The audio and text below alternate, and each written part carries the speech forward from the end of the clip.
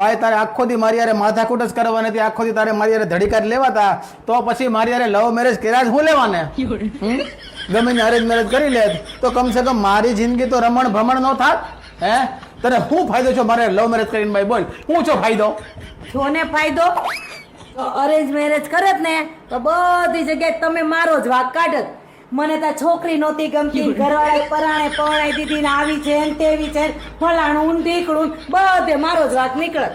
અને લવ મેરેજમાં તમે ક્યાંય મારો વાંક ન કાઢી શકો. પૂછો ને હું લેવા, પૂછો ને હું લેવાના ભાઈ? કારણ કે તમે જ જાતે મને પરણીને લાવ્યા છો. તો નો તમે તમારી મમ્મીને કાંઈ કહી શકો, નો તમે મારા મમ્મી પપ્પાને ફોન કરીને કાંઈ કહી શકો, નો તમે તમારા દોસ્તારને કાંઈ કહી શકો, નો સગાવાલાને કાંઈ કહી શકો. અને જો તમે કહેવા જાઓ તો બધા તમને જ કહે તને ડઢો તો લવ મેરેજ કરવાનો.